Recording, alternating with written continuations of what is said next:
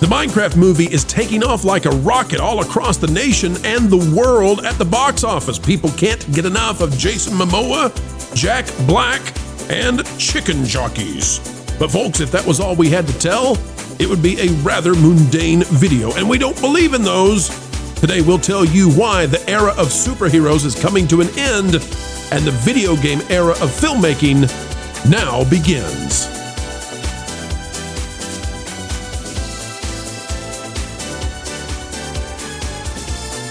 All right, here's the story out of the numbers. This is not where we're going to stay, though, I promise. But boy, oh boy, is this something to look at. These are nutso, bonkers kinds of numbers. A Minecraft movie. The current domestic box office is $278 million. The current international box office is $273 million, which gives us a worldwide box office of $552 million in a week and a weekend. So we're after the second weekend, and that's where we currently are with this. I want to go to the weekend chart and show you this. Folks, if we go to the weekend chart, this is just astounding stuff. A Minecraft movie, and by the way, we believe it's going to top 80 once they finish the full tabulations on this.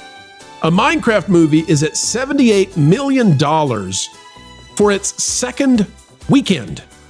It's not a holiday weekend. There's no reason, but this thing held on at a 52% drop. And remember, it did phenomenal numbers in the first weekend. So the fact that it held on to a 52% drop in the second weekend is just astounding. So good. This thing also picked up additional theaters, and it's like it was at 4,200 and it's picked up more theaters in its second weekend. Go ahead, Vash. No, I think I very much agree with you. This was an astounding drop right here just because of how big it was in its first weekend. I mean, you should be expecting probably something plus 55%, 65%, something like that, because the first weekend was so high. To only have 52% drop, this is a social phenomenon right here. I believe Warner Brothers, being the producers and distributors of this, they've got to be they got to be on cloud nine. This is really, if we were projecting this out, at least 1.2 maybe? I just wonder, are people going back to see it a second time to see the movie or to throw more popcorn? Well, I'm glad you asked that, Lou, because take a look at that. Jessa has this @scaredgirl tweet. It says, note the disclaimer before the Minecraft movie. This has gone too far. And I've got a story to tell about this, okay? So humor me for a moment, ladies and gentlemen, because yes, your pal Pro has gone now and seen the Minecraft movie because I had to. I could not go without knowing what this is. I could not analyze it for you. I could not be critical or criticize or give you the critique you need. Neither could Ron Bradley. Welcome aboard, Ron. Oh, hello. Can you see me, or do I look like another ghost? No, we've only got one ghost on the panel right now. But gentlemen, I went and I saw the Minecraft movie. So humor me for a moment as I tell a story about this, okay? Give me just a minute. The folks out there, they need to know. Sure. So I go to see the Minecraft movie. First of all, I am parked at a local theater, and there are teenagers everywhere acting ludicrously, which is what teenagers sometimes do. So, okay. So I go into the theater, and what was fascinating, talking about this whole popcorn thing, is that the kids in the theater thought that they wanted to do what they've seen on the Tickety Talks, right? On the Instagrammies. So they were being loud and obnoxious all throughout the movie at the places that you've seen the Tickety Talkers be, loud and abrasive and all that. Okay. Now I know what's going on, but I could tell that there were people in front of me who did not. And they were not happy. And they didn't like this. And they had brought their little kids to see it. And they were not happy that these preteens and tweens and teenagers were doing this thing. Well, when it gets to chicken jockey, and these kids, have been too loud. But when it gets to the chicken jockey part, they do what they have seen. And so an entire row of tweens and teenagers at the back of the theater throw their full bags of popcorn, which one would have presumed to be $100 of kernels. No, not KFC kernels. That's even more of a waste. But when you said chicken jockey, that's a natural error to make, I guess. Yeah, I understand. But okay, so popcorn, not poultry. was sent sailing through the air all throughout the theater. It crashes down. The adults in front of me now who brought their kids to see this movie, they're angry. They've had enough. Yeah. So they get up, they turn around, they're ready to fight whoever this is that's showered us, that's baptized us, sprinkled us in butter. So they turn around and they're ready to take them out. They realize it's kids, and then they do the angry walk out of the theater, which tells you that they're headed to let the theater know to turn on the lights and do what's got to be done. Then the teenagers who are in the theater with me, they take off running like mad because they don't want to be, permanently banned from the theater. So they take off and then after all this is done, I just sit there and blink. I'm like, so this is Minecraft. This is Minecraft. And I might add that popcorn was not purchased for a paltry sum. Well played. I mean, you go there to buy food, not props usually, but I guess in this case, they'll make an exception. I see where in the UK, they're actually threatening to arrest people. I mean, listen, apparently it's everywhere. Yeah, Vash is showing this right here. This is what it's like. But at the same time, now, listen, I'm not suggesting anybody should do this. I'm not condoning it. I think it's, this is stupid. It's too much, right? It's like when you go to a graduation and some people act poorly during the high school or college graduation and they don't adhere to the decorum that they're supposed to. And then somebody else gets out like 5 air horns and blows them all at once. And you say, and you went too far, right? Yeah. Now you went too far. Okay. That's what this is. Well, especially those people that brought their little kids are worried their little kids are going to say, oh, that's how big kids behave. I guess I'm learning a lesson that I probably shouldn't be learning. But now the theaters, okay, so here's the fascinating thing, Lou. So the theaters, they're not happy that they're the cinemas are getting messed up. But at the same time, they can't complain too much because they needed a win badly. And they finally had it. Now, folks, to give you an idea of how badly they needed it, if we scroll down here to Snow White, I'm not going to do a full analysis because Snow White is done. Well, look at the per theater difference. Well, okay. Lou, look at this. And you're right. Look 18 grand versus 1,100. Look at this number. 82 million total. Yeah. Snow White has been out there for 4 weeks. It has 82 million. The second week, folks, look at this. The second weekend alone, 3 days, the second weekend of Minecraft nearly beat the entire box office run of Snow White every day it's been out for 4 weeks. That is astounding. I'll tell you what else is astounding. Number 2, King of Kings. And number 10, The Chosen, The Last Supper. When did you ever see 2 biblical movies hit the charts this way? And I don't know the answer to this. Vash, Ron, you guys might know. King of Kings, I don't think it was anticipated to make that much. Like, I think it was supposed to do pretty well, but I mean, when all is said and done, when they get all the money in and they count this thing, could be 20. They could have grossed $20 million on a opening weekend. That's amazing for a faith-based film. Yeah. Highest ever, I'm told. So it looks like Minecraft had tripled Snow White's box office right there. It is second week versus its fourth, versus Snow White's fourth. I mean, that is absolutely astounding. And I will say, I will give Warner Brothers credit. They have been very on the game when it comes to promoting this film and really turning viral moments into something that really catches fire right here. I don't know if you saw this, Pro, but Jack Black did visit a theater, and every single person went bonkers in that auditorium right there when he made his appearance. At this point, he's pretty much a walking, talking fire hazard. Yes. And once people understood like who that was, I mean, you can see the kids' reactions right here. They just go crazy. And yes, he does say the line chicken jockey, and everybody just loses their minds. And I've not seen something like this in an auditorium, this kind of movement. I mean, what? Maybe The Room or something where they're throwing spoons at the screen or I can't recall something like this happening. That they're not remembering his appearance with Lizzo. That's all. Can I just point out though, because this makes me think of the Falcon and the Winter. Sorry, Falcon with Captain America, the Brave New World. Every time I say I'm trying to say Captain America, Brave New World, Falcon and Winter Soldier pops out. Don't know why that happens. Anyway, remember, Anthony Mackie also visited a theater at Disney Springs during the opening weekend of Captain America, and there was nowhere near this level of reaction. I don't remember him I also tipping with a block-shaped hard hat and a pickaxe either. So that's he didn't even have a shield with it or wings. And you can see the age of these kids right here. These are very young kids who might be having a kind of their first auditorium big experience of their lives, honestly, because you had the streaming era and then you have COVID. Do we know where and so this forth was? What town? it's got to be somewhere. Let I me would see guess, if I but- can. Vash will check it out and see. But I also wanted to I didn't say mention, right here, but You should go I'll Ron, while we watch. I also wanted to mention the fact that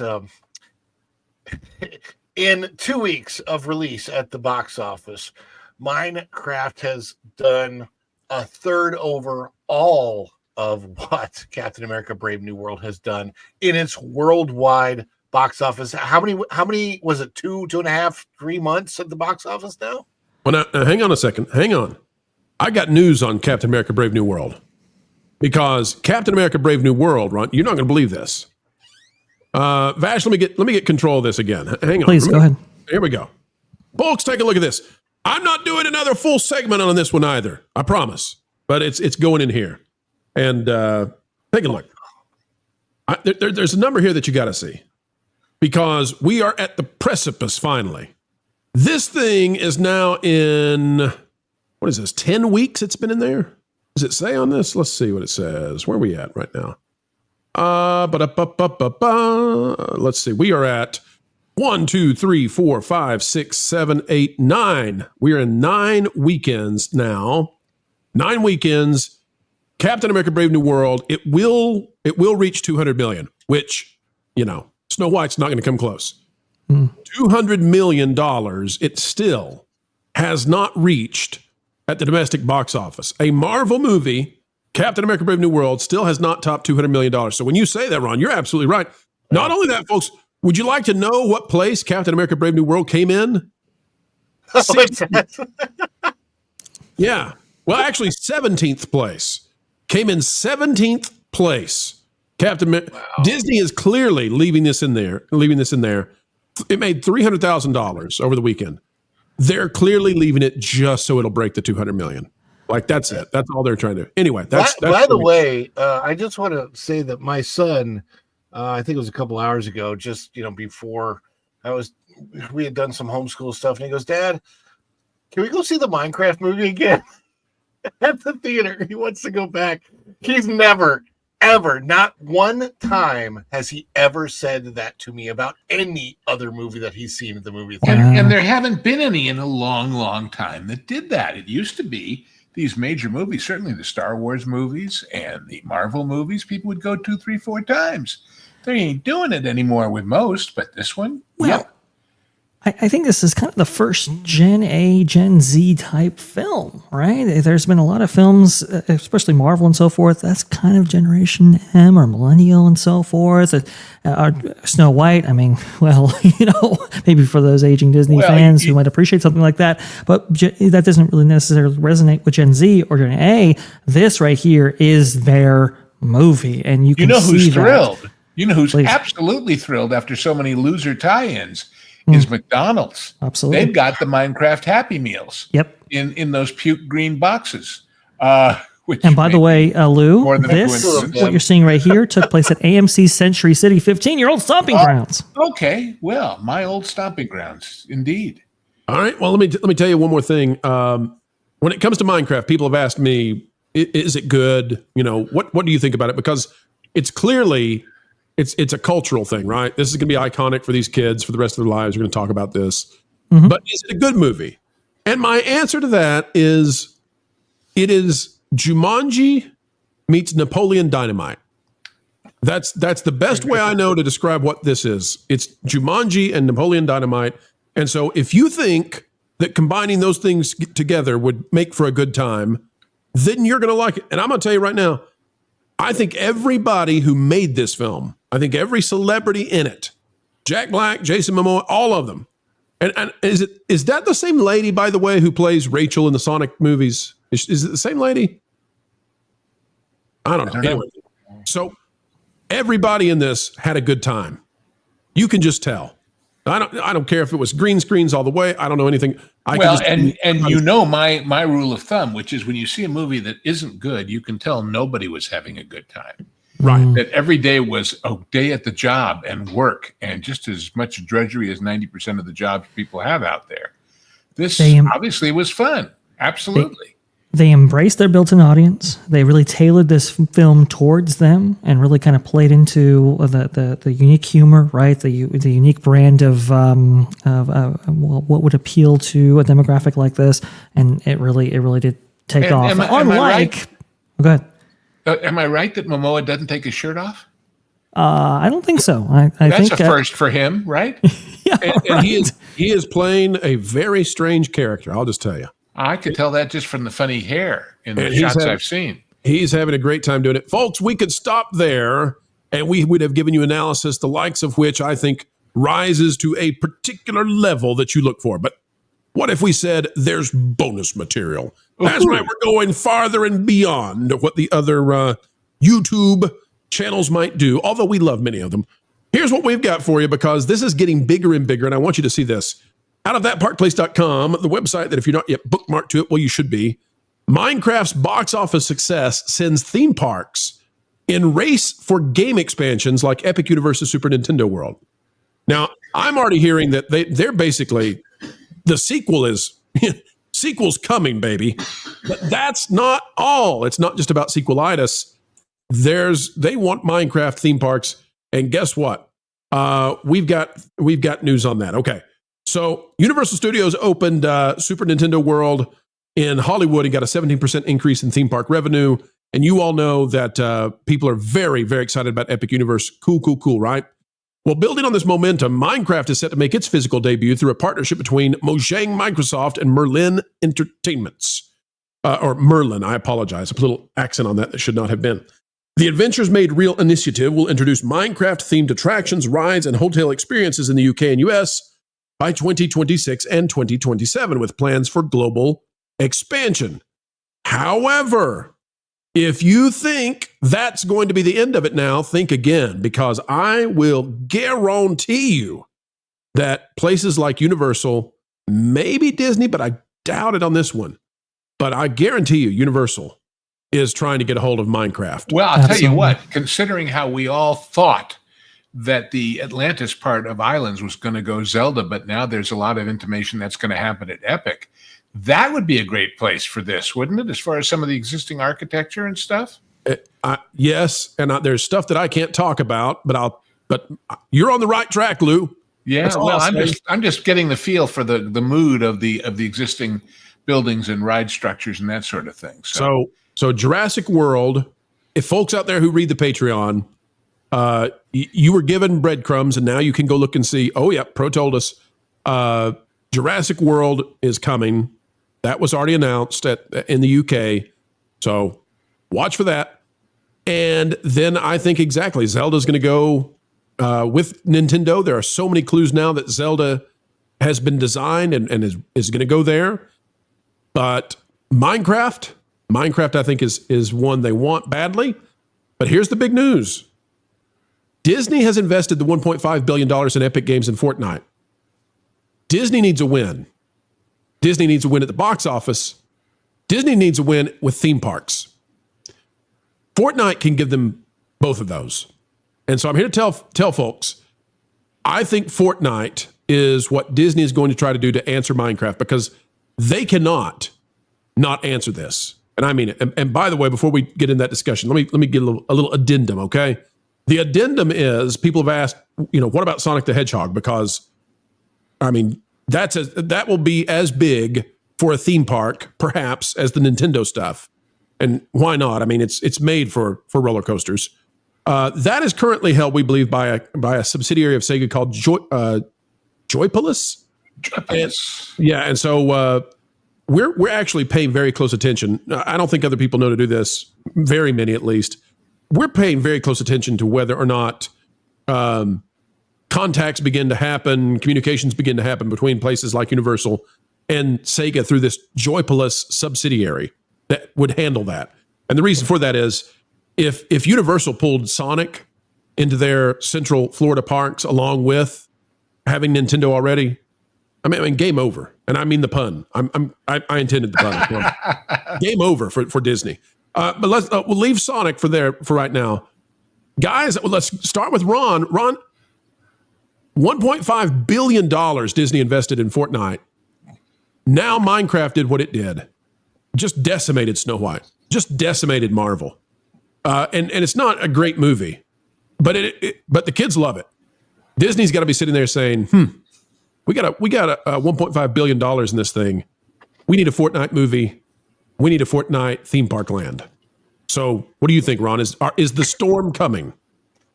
I would love to know how Disney is going to afford it. And how long they're going to take to do it. And how long they take to do it. I mean, I will say this, like whoever gets a hold of Minecraft, they've got the blessing of it being Minecraft, so they can just, they could build it in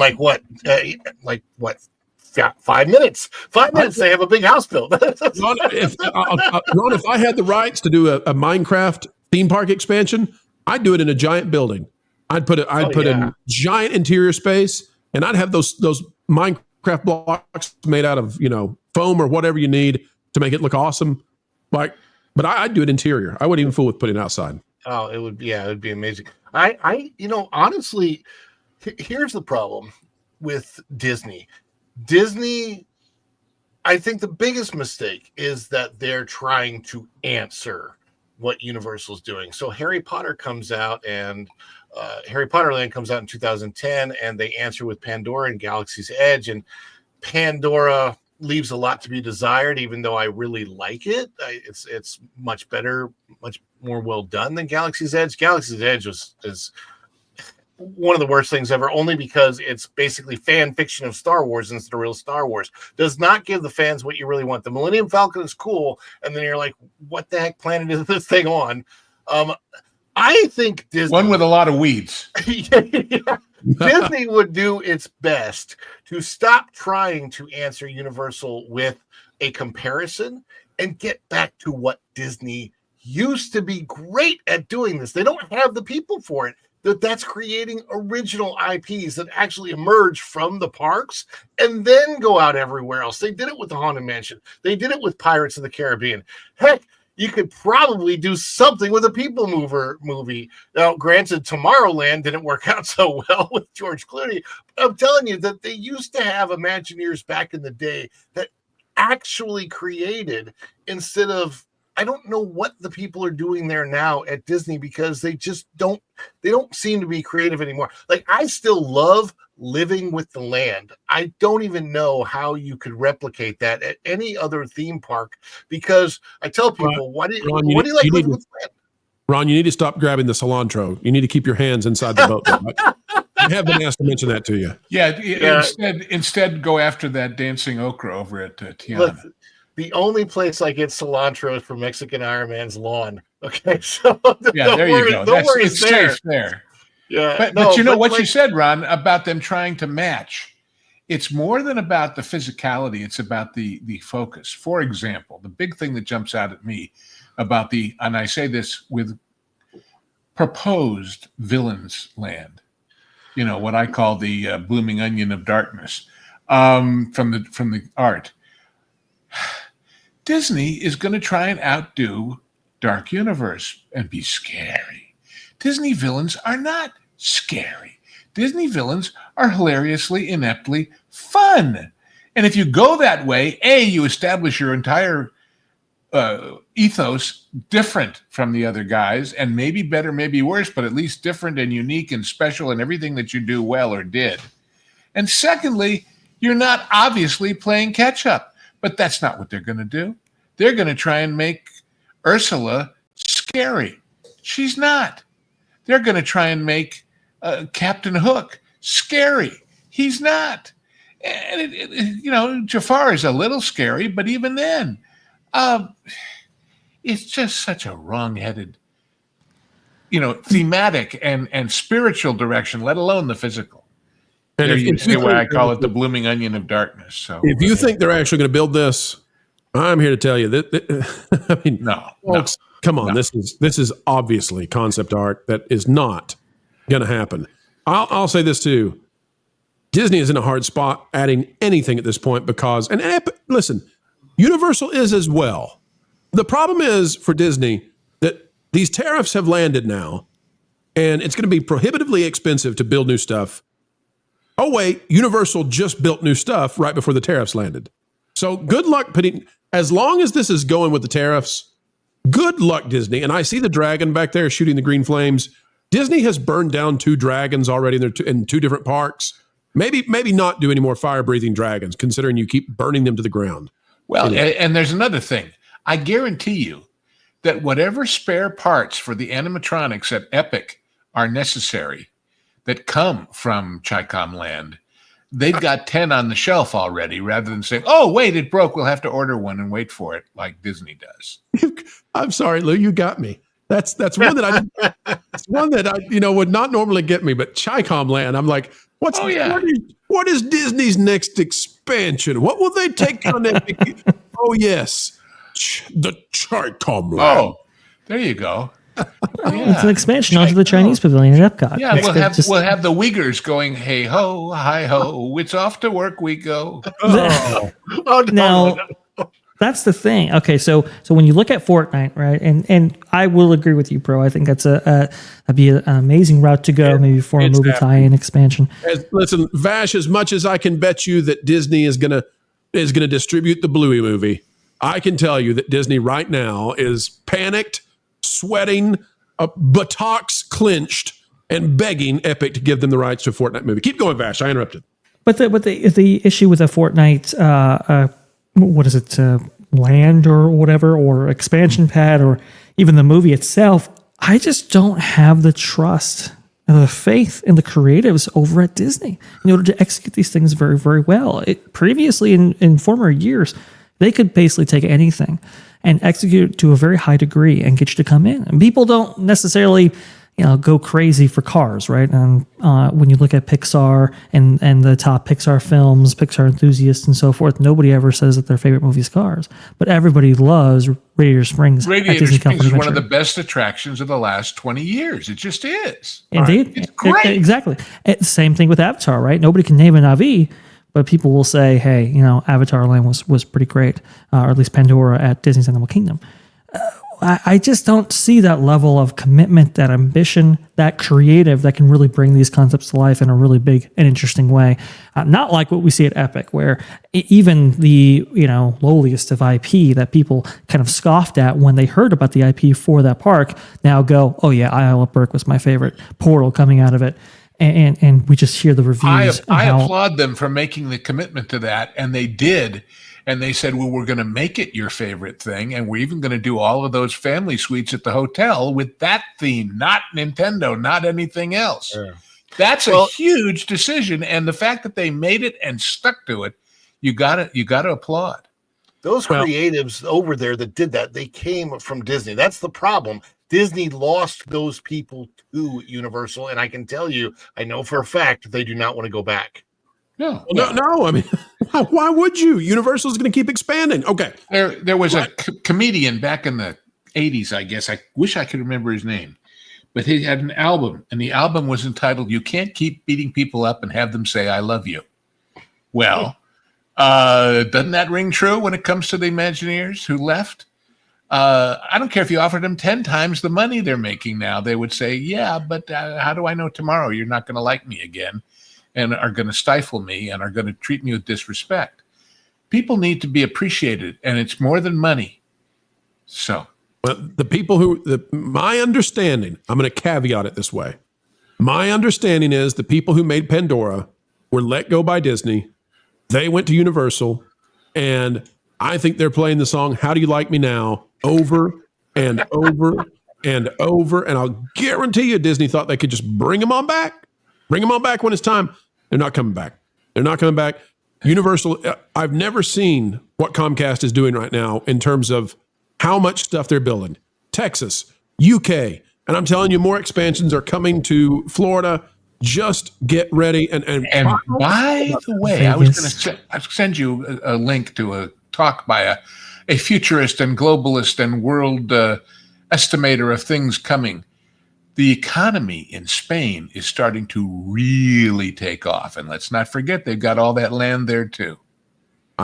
Spain is, well, that's a video of all of its own. I can't wait to update on Spain and tell you what I know. Vash, you had a thought, and then I want to ask one more question to the panel before we wrap this segment up. Yeah, I mean, Universal's so aggressive right now. You look at Vegas, you look at Universal UK, you look at, and I wouldn't be surprised, by the way, if a cruise line is in the future. I mean, it's just, they are that aggressive at this point. They're really encroaching on Disney's territory, and they're making a new generation of fans, cultivating a new generation of fans in a way that Disney hasn't done for a long, long time. And so I can definitely see I'm telling you, there's chunks of real estate out there in suburban Chicago, Philadelphia, Seattle, Portland, somewhere, that are waiting to have a Plano happen. Absolutely. I guarantee you there'll be 3 or 4 of them within the next 10, 15 years. Yeah. Well, the other thing I keep thinking too is, Dollywood's sitting there basically without any competition. And somebody's sometimes going to say, you know what, this, you're becoming one of the biggest theme parks in North America. We'd like to have a chunk of that market at some point. So okay, final question for you guys though. Looking at the success that Minecraft has had now, bona fide, just bonanza hit, and the kids are going crazy. The memes are out there. This has become a movement film for the kiddos. All Universal has to do is create a chicken jockey ride where you ride a stupid chicken, and and they'll be like flooded. Yoshi's, only with chickens. Yeah, and for 2 years, it can just go in a circle. Like, you can make it be terrible, and that's part of the meme. It doesn't matter at this point. They would be flooded with teenage boys for 2 years. They wouldn't be able to keep families out. They would have to, they'll have to get security guards to prevent with you a breaking splashdown in a pit of popcorn. Yes. It's the chicken jockey popcorn bucket that when you try to get the popcorn out, there's a popper in the bottom and it pops out. Popcorn goes everywhere. Yeah, I mean, you remember the Figment popcorn buckets at Epcot? Okay. Hey, Universal, right behind me. put a chicken jockey popcorn bucket when you get Minecraft and Epic and watch what happens. Oh, gosh. It's nuts. Forget about it. It's nuts. Forget about it. Vash, what do you got here? What is this? This is a bunch of Tauntaun popcorn buckets. Just from even an aging Star Wars IP or brand, people do get excited over these popcorn buckets, no matter where they may emanate from, or as long as it's especially well done and a franchise that people enjoy, people will walk out with them. So, yeah, I mean... What hath eBay wrought? Hang on a second. Hit that back up there, Vash. Put that back up there. Sure. Vash, you know what you've done? Yeah. You know what you've done.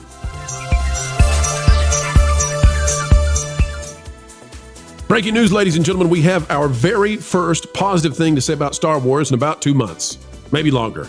They're buying the Tauntauns. They're buying the Tauntaun popcorn buckets. Kathleen Kennedy, please retire.